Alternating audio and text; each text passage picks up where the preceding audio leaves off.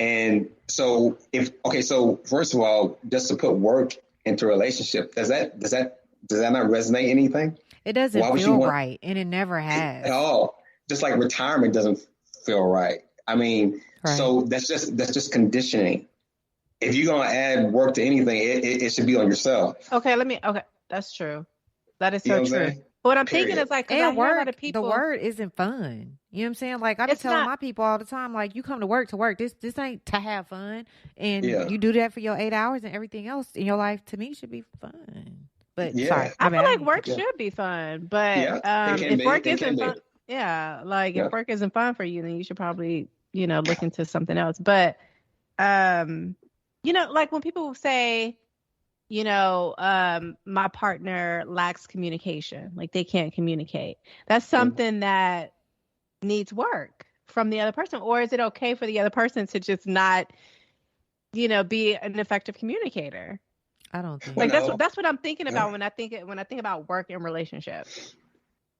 So my thing is this right here. I mean, if you can't communicate, that means that you bypass all the signs in the first place. Because if you got into a relationship with somebody who can't communicate, that means that you missed the red flag.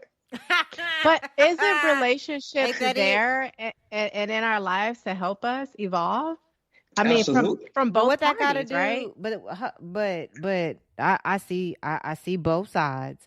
But I know, like when we were trying to manifest our partner, that's one thing that was important to you and to me, right? Oh, fuck yeah. So like if we know that that's like something that we desire in a partner, to Ted's point, if we end up with somebody that doesn't communicate to the level that we need them to communicate, then yeah, we miss some questions. Well, but I think so I was dating the guy that I was dating back in December, January, and he wasn't an effective communicator. He didn't communicate to the extent that I needed, right?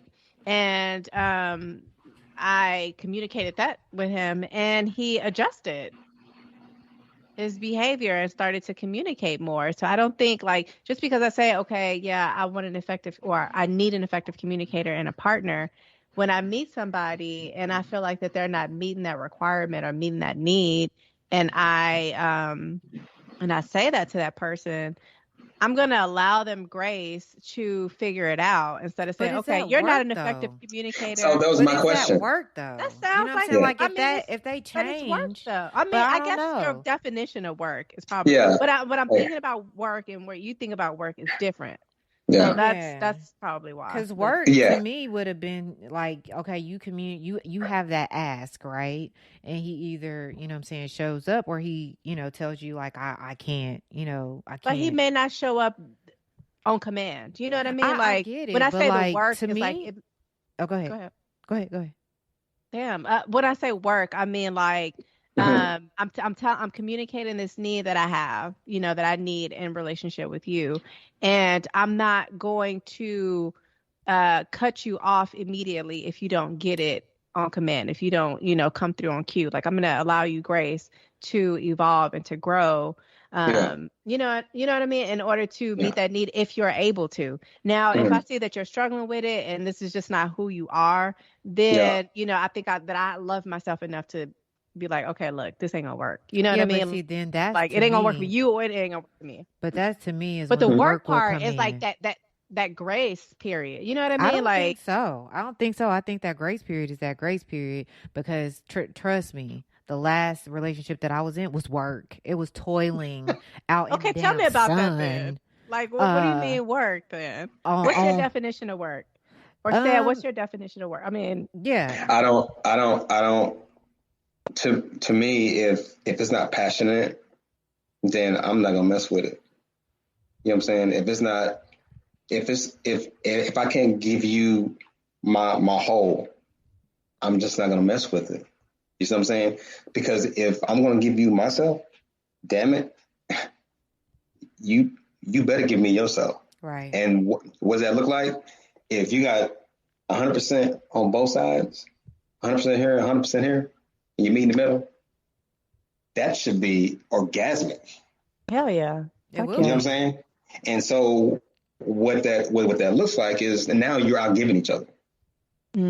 So is now how can I help you be better? Yep. If I need to, you know what I'm saying? So now I'm serving you, not telling you. You see what I'm saying? It's just different. You know what I'm saying? Dope. That's dope because yeah, I mean, that's the play. Yeah, and I hate to you know, always bring it back to the Bible, but just that's my roots. That's the whole point of love, is to be a servant. So when you're in love and you're laboring or not working, but you're laboring in love, that's so different than actually, like I said, working. Because man, that girl. That was some work. No, I ain't work. No, I ain't working, man. When I say that was some work, I almost lost a leg. Look here. I had to give up a whole body on the other one, a whole life. But work is when that person, right, when you're showing up as your authentic self, and you put out an ask, right? Because I think that a part of communication is effectively communicating the ask, right? So in your situation, you said, hey, I don't know, you don't call me enough or whatever. So, what that looks like for me is for, you to call me at least to check in once or twice a day, right? Not being confrontational, but you pose a ask, right? And if that person is showing up authentically and they love you, right, and love themselves, and they're 100%, it's gonna be no sweat off their back. They're gonna be like, oh, okay, well, this is, I'm saying, this is what she needs in order for her to feel loved, so I'm gonna show up and do that. Where the work comes in is when you pose you present the ask, and the person either projects or deflects, or just doesn't even isn't even not attempt, but you could tell when somebody, when you pose a question or you pose an ask for something that you want, and they're not in tune with you or the ask. You can literally physically, you can see it. You know what I'm saying? Yeah. And that's when the work comes in. And can I just say this, from a male's perspective, with men, sometimes we sit in our masculine energy so much that we want to conquer, control. We want to be seen. You know what I'm saying, right? And I think in relationships, when it comes to that, I think that men get in their own way, and they don't have to be that. You know what I mean? They don't have to be that. It's okay to be silent, and to if you say you call it an ask. If I ask something, it's okay to do it without attaching this thing to it, giving it a meaning. And I think sometimes men give it a meaning when our women ask us to do things, and it's like you said, it's just a simple ask. You know what I'm saying? And that simple ask, and you doing it changes the whole dynamics of the relationship. You know what I'm saying? Yeah. Especially when you're present. But like I said, when you're not present and in tune and checked in with your body and yourself, and you're not pouring into yourself, that's where the work comes, because it's either they respond appropriately or they don't respond at all. But they don't have it to give. I think they have to give. I think they don't have if they don't have it for themselves, then they don't have it to give. And until they do the work on themselves, then they don't really have it to give. And we try to pull that out instead of just kind of reading writing on a wall and just being like, okay, look. And that's where that quote comes in. I'm not going to work on a relationship. No, I'm not going to work on a relationship. Yeah.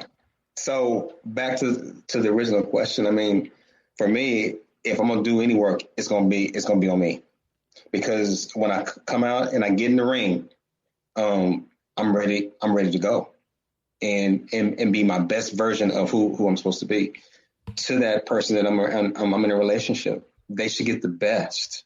You know what I'm saying? Not all my shit.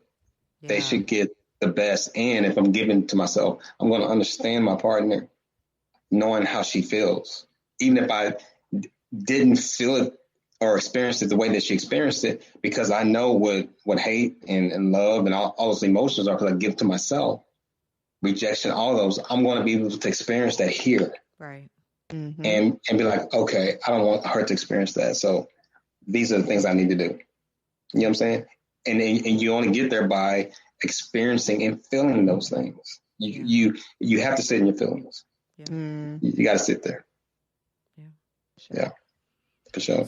So can you describe a time that you didn't put yourself first in a relationship, and what was the outcome? I got some beautiful kids, man.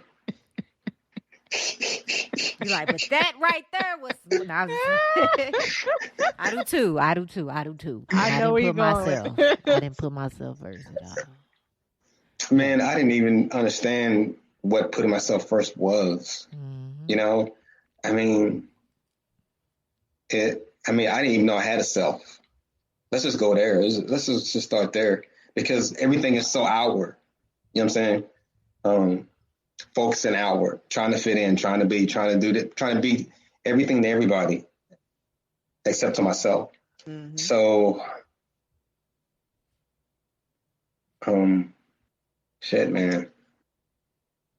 You don't gotta give specifics. You don't gotta give. We're bringing them back. Like, we really are, because we got our shuffles. We like digging up graves. He like.